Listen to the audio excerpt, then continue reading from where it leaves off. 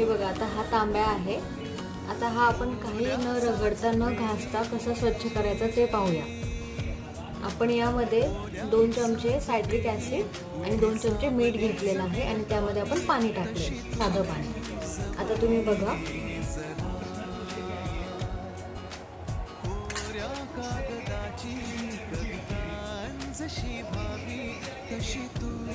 तुम्हाला फक्त पाण्याचा हात लावून जे आपण लिक्विड बनवलं आहे त्या पाण्याचा हात लावून फक्त याच्यावरती थोडंसं सॉफ्टली घासायचं हातानेच. ते सुद्धा तुमची भांडी, तांब्याची भांडी कशी लगेच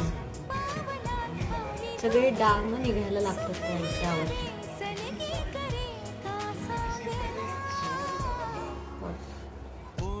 मी थोडंसं घासणीने ह्याला त्याच पाण्यामध्ये मिक्स करून घासणीने थोडंसं हात फिरवलाय